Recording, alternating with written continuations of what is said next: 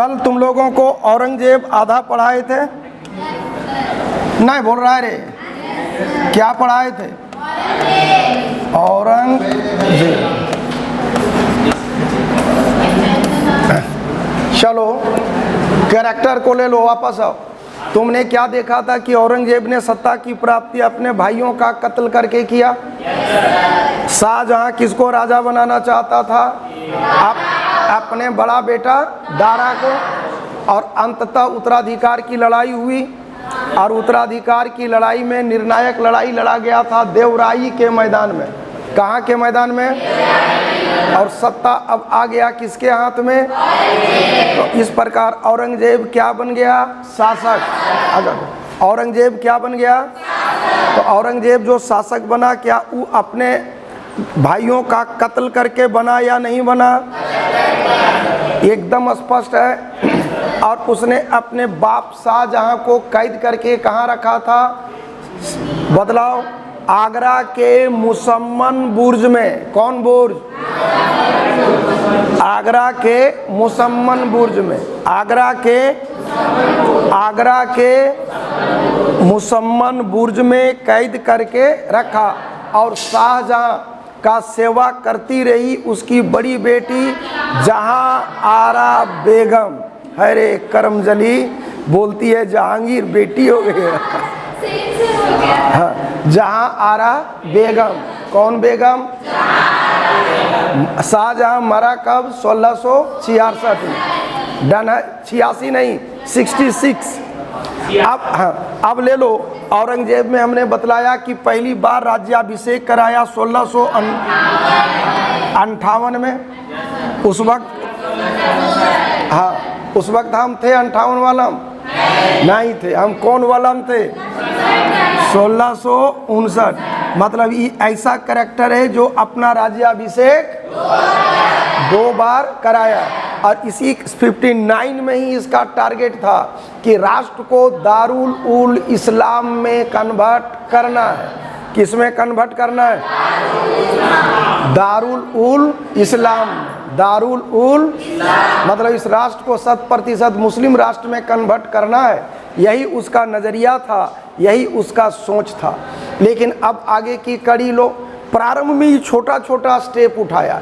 ऐसा स्टेप उठाया कि वो जांच करना चाहता था, चेक करना चाहता था कि इसमें आवाम की, जनता का रिएक्शन क्या है। तो सिक्कों पर कलमा लिखाना बंद किया, नौरोजा के उत्सव को बंद कराया, संगीत पर रोक लगाया क्योंकि संगीत की इजाज़त इस्लाम नहीं देता। कलमा पर जो सिक्का पर लिखा रहता था कुरान की बातें, दैट इज कलमा, कहा कि ये नापाक हिंदुओं के हाथ में चल जाएगा तो सेंटेंस की बेइज्जती हो जाएगी, कुरान की बेइज्जती हो जाएगी। इसलिए एक्चुअली वो चेक करना चाहता था कि आम जनता रिएक्शन क्या देती है। तो यार रुपया रुपया ऐसा ककरो फोटो रहे की फर्क पड़ेगा। बात रहा संगीत का, तो कहियों झूम बराबर झूम शराबी कर लेगा, तनक धिंधा कर लेगा, नहीं पब्लिक डोमेन में नाचेगा। और हिंदू धर्म यूं भी लोचशील है, कोई फर्क नहीं पड़ा। तब लगा बेटा ये बड़ा बड़ा कदम उठाने। 1663 में हमसे हालांकि पूछा नहीं था, यही गलती किया।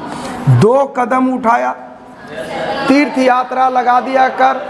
तीर्थ यात्रा कर हो गया 1663 में। और दूसरा सती प्रथा। कौन प्रथा? यही तुम वहाँ काहिल बैठ गई है, नजरिया घूरता नहीं, इधर आओ, नज़ारे बदलेंगे। हाँ नहीं है, धक धक्की होगा, थोड़ा बच के। अब इजी लग रहा है ना? है? चलो अभी कुछ नहीं बोलेंगे, हम बोलेंगे, बोलते हैं हम खराब, लेकिन पढ़ाते बड़ी बढ़िया। अच्छा, इसलिए भागना मत। 1663 की 2 घटना कौन कौन हो गया?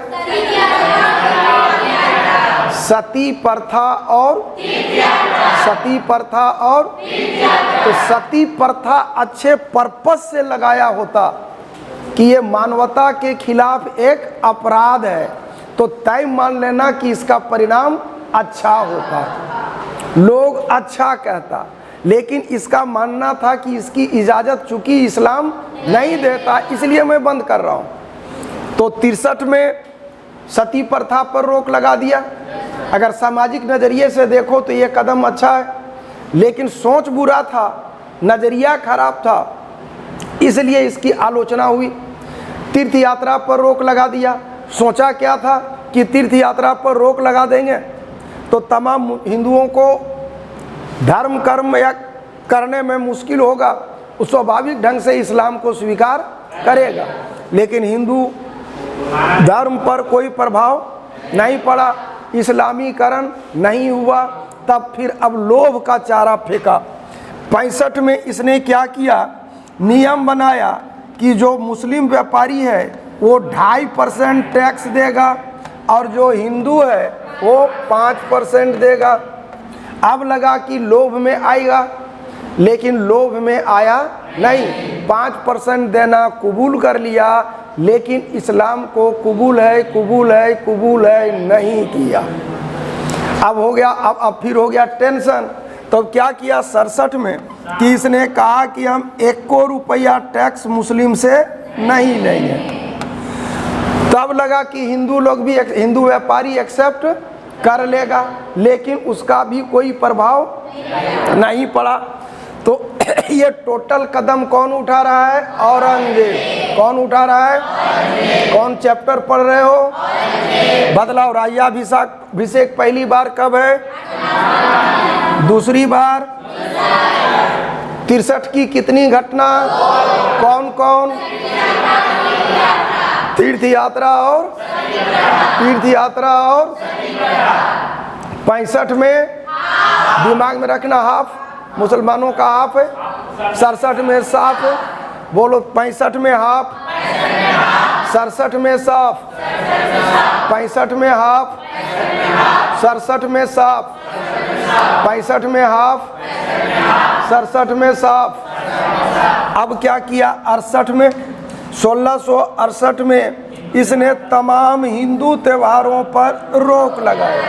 तो हिंदू त्योहारों पर रोक है कब, हिंदू त्योहारों पर रोक है कब, 1600 हिंदू त्योहारों पर डन है। अब देखो इसका बदमाशी, तीर्थ यात्रा पर कर लगा दिया, त्योहार पर रोक लगा दिया। अब त्योहार पर रोक लगा करके यार ही बड़ा खुश था कि दिवाली, दशहरा, होली, छठ तट कुछ भी मना नहीं पाएगा। स्वाभाविक है कि बेचैनी बढ़ेगी, तो इस्लाम को स्वीकार करेगा। लेकिन बदला हिंदू धर्म का 90% त्यौहार ऐसा है कि बिना कहीं बाहर गए घरों में मना सकता है। विकल्प बहुत है भाई, नए भगवान भेटाता नहीं देखते हो, हवों में तकदीर और छाती पीट लिया कि तुम भगवान यही है, एक सब्सक्राइबर बढ़ गया। बात समझ में आ रहा है ना? तो कोई फर्क नहीं पड़ता, ये धंधा चलता रहा। अब ये पगला गया एक तरह से, सब उपाय कर लिया। अब मान लो होली है, तो होली में क्या चलता है, झुमझुमा परेश, हाँ यही सब सीखो। खाना है, दशहरा में भी कुल मिला के घुमा फिरा के क्या करना है, खाना है। तो यार नाइट ताम जाम करेगा, मंदिर तंदिर जाएगा, घर में जुगाड़ लगा लेगा कि नहीं। तो यही कारण, हिंदू धर्म की लोचशीलता ही इसकी ताकत है। हिंदू धर्म का लोचशील होना ही इसकी पहचान है। समय और परिस्थिति के मुताबिक धर्म ढलना जानता है। नहीं तो जरा इमेजिन करो, 1700 माने 8वीं शताब्दी से लेकर अब तक, चाहे वो ईसाई मिशनरी हो, मुस्लिम आक्रांता हो, हिंदू धर्म का धर्मांतरण की प्रक्रिया 2024 तक आज तक जारी है, लेकिन कोई फर्क नहीं पड़ा। 68 के बाद फिर आता है डेट कौन सा, 71। 1671 में क्या किया इसने, दो कदम उठाए। कहा कि हिंदू धर्म का कल्चर है तुलादान, राजा का जन्मदिन हो, स्पेशल दिन हो, तो राजा को एक तराजू में बैठाया, दूसरे में सोना चांदी हीरा मोती लादार दान दे दिया, यही कहलाया तुला दान। तो कहा कि ये हिंदुओं का प्रथा है, इसको रोक लगाया जाए। तो तुला दान प्रथा पर रोक हो गया 1671। तुला दान पर रोक है कब, तुला दान पर रोक है कब, तुला दान पर रोक है कब, तोला दान पर रोक है कब? और 1671 की दूसरी बड़ी घटना, और वो घटना था कि तमाम करोड़ी मुसलमान होंगे। तमाम करोड़ी उसको कहा गया जो 1 करोड़ रुपया राजस्व की वसूली करेगा। डन डना डन है। बोलो 58 में राज्याभिषेक है। अब हम गड़बड़ाएंगे तू लोग सुधारेगा। 58 में राज्याभिषेक है, 59 में राज्याभिषेक है, 63 में तीर्थ यात्रा है, 63 में शराबबंदी है। अच्छा, सती प्रथा है नहीं, 65 हाफ है, 67 साफ है, 68 में मंदिर तोड़ो है। हिंदू त्योहारों पर रोक। हिंदू त्योहारों पर रोक कब है? पक्का है। 71 में 2 घटना है, करोड़ी है, तुलादान है। अच्छा, मतलब इतना करने के बाद औरंगजेब जब थक गया तब लगा कि हम क्या करें। तब उसको लगा कि जो गुरु हैं, जिनके बहुत चेले हैं, अगर गुरु को ही इस्लाम में ले आए तो चेलवन भी पीछे पीछे आ जाएगा। यही सोच के हम मना किए थे हालांकि इसको। 1675 में ये तेग बहादुर को पकड़ा, जो नेता है किसका? सिखों का। सिखों का धर्म गुरु है। लगा कि तेग बहादुर इस्लाम को स्वीकार कर लेगा तो बट निचोरल है कि और उसके चेला लोग भी स्वाभाविक ढंग से स्वीकार कर लेगा। ये सोचना था किसका? तो ये जो तेग बहादुर कैरेक्टर है, तेग बहादुर को पकड़ा, तेग बहादुर को इस्लामीकरण की प्रक्रिया को आरंभ किया, कोशिश किया, लेकिन तेग बहादुर किसी भी कीमत पर मानने को तैयार नहीं हुआ। तब तेग बहादुर को फांसी की सजा दे दिया। और जहाँ दिया गया वहीं पर तुम जाओगे दिल्ली तो चांदनी चौक में ही मिलेगा तुम्हारा इनका गुरुद्वारा। बात समझ में आया? तो तेग बहादुर को फांसी है कब? अभी खड़ा करके किसी को भी डेट पूछेंगे, उम्मीद है कि बोल दोगे। तो 75 में किसको फांसी है? 75 में किसको फांसी है? पक्का है। अब ले लो। इसके बाद जब नहीं मन भरा तो अंत में बड़ा कड़ा और बेहुदा स्टेप उठाया 1679 में। इसने हिंदुओं पर फिर से जजिया कर लगा दिया। इसने हिंदुओं पर फिर से जजिया कर लगा दिया। इसने हिंदुओं पर फिर से जजिया कर लगा दिया। किस पर लगाया? क्या लगाया? क्या लगाया? किस पे लगाया? कब लगाया? बतलाओ। हाँ, जजिया मतलब जान रहे हो कि जो लोग इस्लाम को नहीं मानता उन लोगों को एक निश्चित पैमाने पर टैक्स देना होगा। ये कर व्यक्तिगत कर होता था। इसमें अपंग, अपाहिज, लूल्हा, लंगड़ा, महिला, ये सब इसके दायरे से होता था बाहर। फरियाया नहीं बोल रहा है रे। तो जजिया कर कब लगाया? 1600 डन है।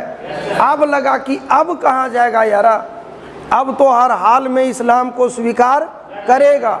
लेकिन लोगों ने इस्लाम को स्वीकार नहीं किया, खिसिया गया ही।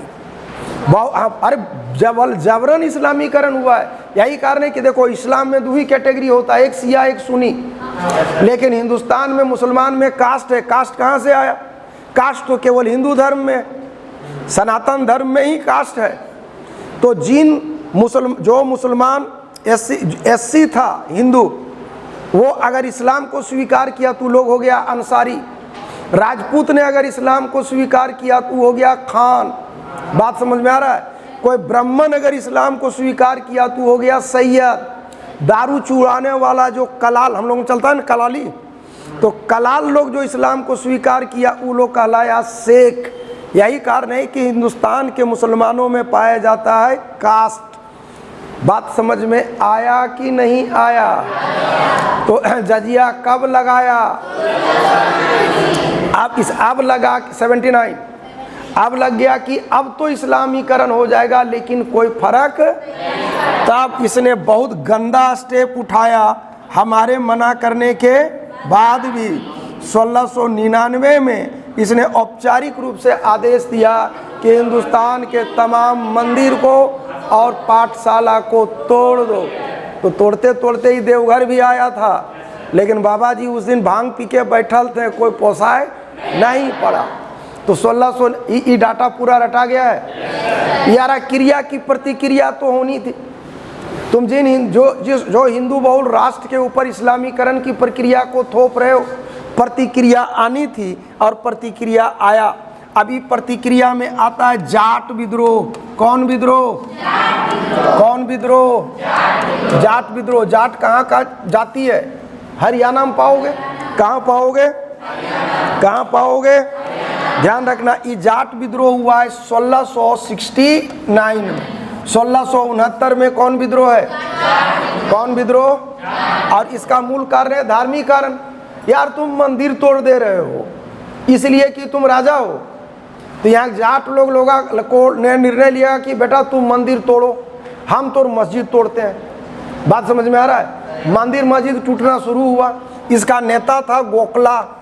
क्या कौन नेता है? कौन नेता है? गोखला।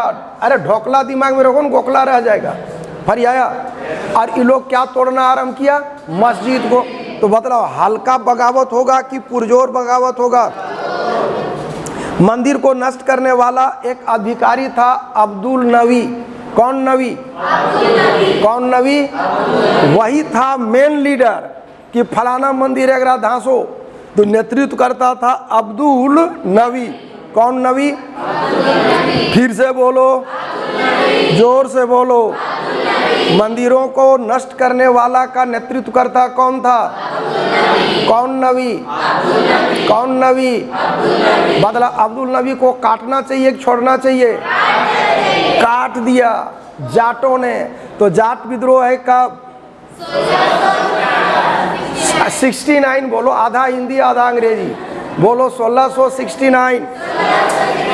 कौन विद्रोह? कौन विद्रोह? कौन विद्रोह? कौन विद्रोह? कारण धार्मिक कारण है। नेतृत्व करता गोखला है। और कौन नबी को? अब्दुल नबी। कौन नबी? काटा कि छोड़ा? तो एक लाइन खाली अब्दुल नबी लिख देंगे तो फरिया जाएगा, समझ में आ जाएगा। कौन नबी बोले हैं? बोलो कौन नबी? अब्दुल नबी का क्या किया? काट दिया। जाट विद्रोह का कारण धार्मिक कारण था। गोखला भी पकड़ाता है। गोखला के बाद आता है राजा राम। गोखला के बाद नेतृत्व करता कौन हो गया? बोलो गोखला, राजा राम, राजा राम। राजा राम के बाद आ गया राम चेरो। कौन चेरो? राम चेरो। बोलो गोखला, राजा राम, राम चेरा, चूरामन। चूरामन रे। हाँ अब सुनेगा, कुछ नहीं करना, जरा स्टाइल देखो। गोखला तो रटा गया, राजा राम राम पर खत्म है। ये राम अगला राम से शुरू है, ये चेहरा है, यहाँ चूरा हो गया। बात समझ में आया? अगर ये टफ है, हालांकि यूपीएससी में पूछा हुआ है कि कब कब कौन नेतृत्व किया, तो पहले गोखला। कौन क्या पहले कौन? अबे बोल गोखला, राजा राम, राम चेरा, चूरामन। फिर आया कारण धार्मिक था। यही राजा राम है। जब जबरदस्त बगावत होने लगा, जब बगावत ज्यादा होने लगा, तो उस कंडीशन में क्या हुआ कि इस राजा राम ने, कहा जाता है कि अकबर के कब्र को खोद दिया। कहीं दफन किया था ना भाई सिकंदरा में, तो कब्र को खोदा, जो तनी मनी हड्डी निकला उसको फर्स्ट क्लास हिंदू रीति रिवाज से जला दिया। किसने? राजा। दिमाग में रखना, राजा राम ने राजा अकबर के अस्थियों को जलाया। फिर आया गोखला के बाद कौन है? राजा राम। राम पे लास्ट हुआ, अगले का नाम राम चेरा। चेरा के बाद चूरा कर दो, चूरा। और इसी चूरामन ने एक वंश की स्थापना की जो भरतहूर वंश कहलाया। और यही वो विद्रोह है जिसको अकबर अंत तक दबा ना सका। बोलो जाट विद्रोह की जय। जाट विद्रोह समाप्त होता है, फरिया गया है। जाट विद्रोह 69 में है। कब है? कौन विद्रोह? नेतृत्वकर्ता गोखला है।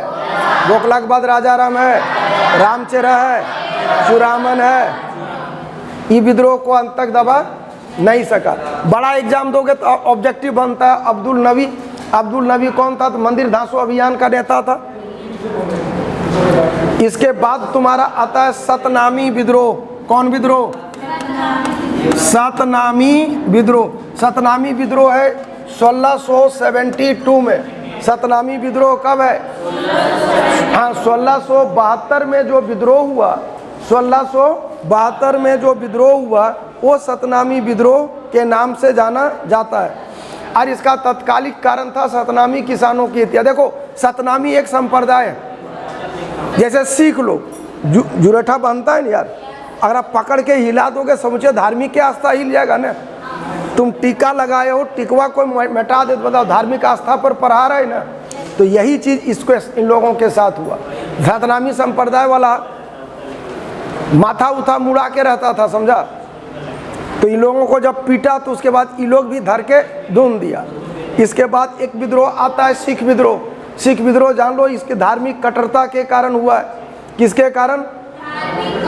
हाँ, चूंकि अरे अभी तुम लोगों को पढ़ाए ना कि तेग बहादुर को पकड़ के फांसी की सजा दे दिया। किसको दिया?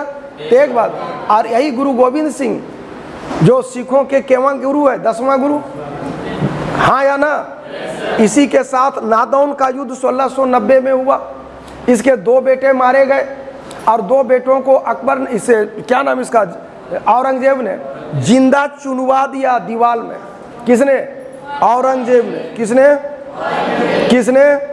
ध्यान रखना, इनके 2 पुत्र जोरावर और फतेह सिंह। जोरावर और फतेह सिंह। हालांकि उतना टफ इंपॉर्टेंट नहीं है, दिमाग में नहीं भी रखोगे तो चलेगा। सिखों के 10वें गुरु कौन? गुरु गोविंद सिंह। तो ये सिलसिला इन लोगों को चला। 10वें गुरु का नाम हम रटवा देंगे तुम लोगों को जब मध्यकालीन धार्मिक आंदोलन पढ़ाएंगे तब। अब एक और ले लो, बुंदेला विद्रोह। बुंदेला विद्रोह भी चला 61 से लेकर 1707 तक, रटने की कोई ज़रूरत नहीं है। राजपूतों का विद्रोह भी चला 79 से 1709 तक। तो इस सब का कारण धार्मिक है। तो यार, जिस अकबर ने राजपूत नीति के तहत भारत के राजपूतों को अपने पक्ष में मिलाया था, आज इस्लामीकरण करके बदलाव सब गुड़ गोबर कर दिया कि नहीं? सब सत्यानाश कर दिया। यही कारण। अच्छा, हिंदू धर्म में राजपूत समाज का लीडर था उस टाइम पीरियड में, समाज को लीड करता था। अगर कोई राजपूत किसी को अपना राजा मान लिया तो ऑटोमेटिक है कि हिंदू धर्म वाला लोग उसको अपना राजा मानने में कोई परहेज नहीं करेगा। यही प्रक्रिया चली, यही दौर चला था। इसका 2 विद्रोह बड़ा इंपॉर्टेंट है जो डेट के साथ दिमाग में रखोगे। एक आता है अकबर विद्रोह। अकबर कौन है? ये आता है 1681 में। और एक आता है अंग्रेज विद्रोह। अंग्रेज ने बगावत किया था 1686 में। अंग्रेज विद्रोह हो गया कब? अकबर का विद्रोह है कब? 1681। अकबर का विद्रोह है कब? तो ये अकबर है कौन? औरंगजेब के 5 बेटे, मुअज्जम, आजम, कामबख्श, जमरूद और अकबर। बोलो मुअज्जम। अरे बोल कहाँ रहे? बोलो मुअज्जम, आजम, कामबख्श, जमरूद, अकबर। रटना नहीं है।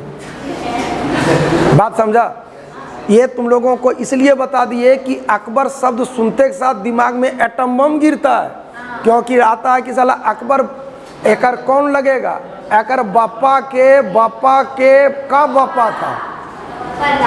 बात समझ में आ रहा है? तो लगेगा साला वो अकबर यहाँ कहाँ से आ गया, ये दोसर अकबर है। बात समझ में आया कि नहीं? औरंगजेब का बाप कौन? शाहजहां। शाहजहां का बाप कौन? जहांगीर। जहांगीर का बाप कौन? अकबर। तो बतला कर बापा के बापा है कि नहीं? तो अगर अकबर में अकबर कृपया ना सोचें, ये अकबर द बोका है। हाँ, द सियाना कह सकते हो, द बोका कह सकते हो, जो कहना है इसका लो। ये वो अकबर है जो किसी भी कीमत पर चाहता था कि हम राजा बने। तो यह राजतंत्र का युग है, कोई अभी का युग थोड़े है कि 60 साल हो गया, 62 साल हो गया, आप रिटायर कर गए। तो वो टाइम पीरियड था जब बाप मरेगा तो बेटा राजा बनेगा, और अकबर उम्मीद में था कि अच्छे दिन आएंगे, बाप मेरा मरेगा, राजा हम बनेंगे। लेकिन अकबर देख रहा है कि बाप के मरने का कोई दूर दूर तक सीन नहीं है। तब लगा कि साला मरेगा नहीं, एकरा मारना पड़ेगा। तब ये बगावत किया था 1681 में। कहानी सुनाए होंगे, कभी नहीं सुना होगा, आगे हम सुना देंगे। कि सुना दें एकदम कुल मिला के जान लो कि अकबर देख लिया कि बाप मरेगा नहीं, तो ये चल जाता है दक्षिण भारत। दक्षिण भारत गया तो तुम देखिए रहे हो कि जजिया तजिया सब लगा चुका था, हाँ या ना। हिंदू त्योहारों पर रोक लगा दिया था, तीर्थ यात्रा पर बदलाव। जो भी उच्च अधिकारी हिंदू होगा वो अंदर से हल्का दुखी होगा कि पुरजोर दुखी होगा? पुरजोर दुखी था। तो सारा हिंदुओं को ही कलेक्ट किया, उच्च अधिकारियों को, और सबको एक ही चीज़ सिखाया कि हमारे बप्पा को काटेगा। सब कहा कि यार बिरयानी बनाएंगे, नेटवर्क एरिया में तो लाओ। उस गठबंधन दक्षिण भारत में बना लिया, कहा कि लाना मेरी जिम्मेवारी। तो गठबंधन वाला कहा कि काटना मेरी जिम्मेवारी। एकदम गोपनीय ढंग से ही सारा काम किया। अब अकबर आ गया दिल्ली। अब दिल्ली आ गया, औरंगजेब का कैरेक्टर जानबे करते हो, दुनिया का सबसे बड़ा शकी इंसान है। अरे एक बार कर बीबी बोल, हाँ इसकी बीबी बोली थी कि तुम दक्षिण भारत के चक्कर में उत्तर भारत नहीं खोदो। तब लगा कि बप्पा हमारा औरतिये कर रही है षड्यंत्र, ओकरे उठा के जेल में डाल दिया। ये कैरेक्टर था कौन? कौन जेब? सीन समझ में आया? अब उस कंडीशन में क्या करता है औरंगजेब? औरंगजेब जो कैरेक्टर है ये प्रकृति से शकी है। अब अकबर आ गया दिल्ली, दक्षिण भारत में गठबंधन बना लिया, और यहाँ आने के बाद अकबर कर दिया बगावत। तो बदलाव आसानी से औरंगजेब छोड़ेगा? हैं? तो आज ये भी बड़ा सियाना था। 150 सैनिक के साथ बगावत किया। तो 100-150 सैनिक को मारने के लिए 1000-1500 सैनिक बहुत है, हाँ या ना। औरंगजेब पीछा करना शुरू किया, किसका? अकबर का। तो भागता था डिजाइन से, जिस एरिया में भागता था वो बताते जाता था कि हम इधर भाग रहे हैं। बात समझना, जैसे मान लो कि जहांगीर औरंगजेब पीछा करे तो ये भागे इधर और वो खोजने चल जाए इधर, तो मामले में गड़बड़ा जाएगा। जैसे अभी गया बरवाडा तो बताते चल गया कि हम किधर भाग रहे हैं, तो जो औरंगजेब भी पीछा करेगा तो बरवेडे तरफ करेगा ना। अब वहां से भागा मान लो गोविंदपुर तरफ, तो बता दिया कि हम भागे हैं किधर। तो बदलाव अकबर का औरंगजेब अपने हिसाब से पीछा कर रहा है, लेकिन सच बात तो ये है कि अकबर पीछा करवा रहा है। हाँ, अकबर पीछा करवा रहा है, किसका? औरंगजेब। और औरंगजेब को लग क्या रहा है कि हम पीछा कर रहे हैं। अब सीन समझ में आया? और ऐसे आगे आगे अकबर, पीछे पीछे औरंगजेब, आगे आगे पीछे पीछे, आगे आगे पीछे पीछे, आगे आगे पीछे पीछे। डन है। अब पहुंचते पहुंचते पहुंचते पहुंचते अकबर पहुंच गया दक्षिण भारत, हाँ बॉर्डर पार। अच्छा, जब तक ये इसके एरिया में रहा, किसके एरिया में? औरंगजेब के एरिया में, तब तक अकबर नॉट रीचेबल था। जैसे वो गठबंधन वाला एरिया में पहुंचेगा, बदलाव घचाक से चारों टावर आ जाएगा कि नहीं? वो फुल टावर में आ गया कौन? अकबर। और औरंगजेब होने लगा नॉट रीचेबल। जब दक्षिण भारत गया तब औरंगजेब को पता चला कि इस साला गोदाम नमूना लेके मेरे पास आया था और सब गोदाम दक्षिण भारत, विशाल गठबंधन की सेना। अब औरंगजेब को लग गया कि अब हमको मरने से कोई बचा। बात समझ में आया? जब उसको ये जानकारी मिली कि अकबर इतना बड़ा षड्यंत्र करके निकला था यहाँ से और झूठ-मूठ में बगावत कर रहा था, कहाँ पे? दिल्ली में। उसका मेन मोटिव था हमको पीछा करवा करके दक्षिण भारत ले जाना। बात फरियाया?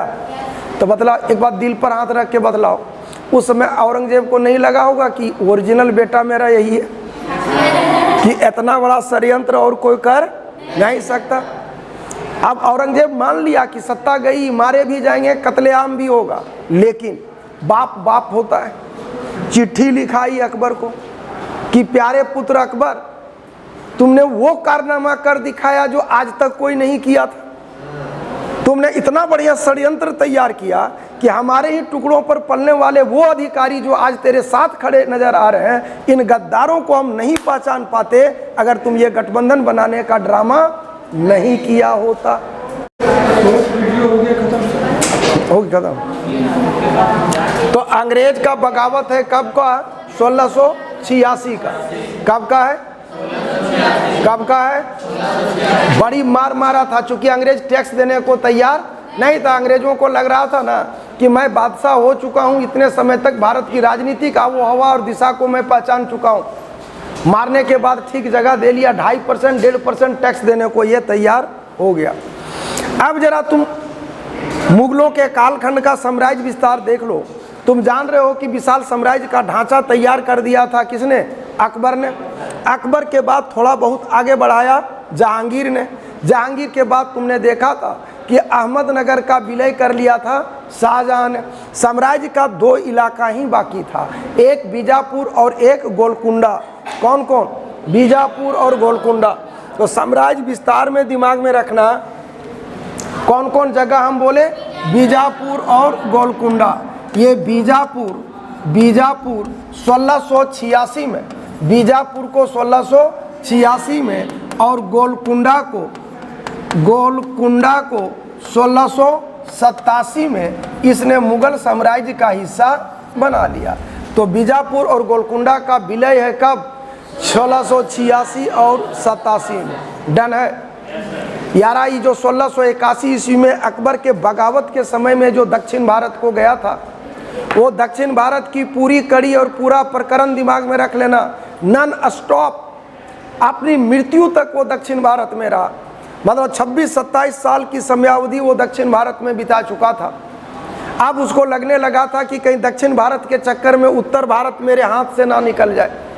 यही कारण था कि वो अब उत्तर भारत की ओर मूव करता है। लेकिन 1707 में आधुनिक महाराष्ट्र के औरंगाबाद में वो अंततः 79 साल की अवस्था में उसकी मृत्यु हो जाती है। और मृत्यु के बाद फ़कीर बुरहानुद्दीन के आते में उसको अंततः दफन कर दिया जाता है।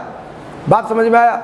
और ये घटना थी 1707 में। इस प्रकार औरंगजेब की मृत्यु हो जाती है 1707 में और फ़कीर बुरहानुद्दीन के आते में औरंगाबाद में, फ़कीर बुरहानुद्दीन के आते में औरंगाबाद में इसको दफन कर दिया जाता है। दफन कर दिए जाने मतलब औरंगजेब की मृत्यु का समाचार जंगल में आग की तरह था। इसके 2 बेटे ही सत्ता के प्रबल दावेदार थे। एक का नाम था मुअज्जम और एक का नाम था आजम। क्या क्या नाम बोले? मुअज्जम और मुअज्जम और मुअज्जम और मुअज्जम और मुअज्जम और डन है। हाँ या ना? और यही उत्तराधिकार की लड़ाई की कहानी तुम लोगों को समझाएंगे कल के क्लास में। अब यहाँ तक तुम लोग पूरी लिख लो। चैप्टर होता है इंड।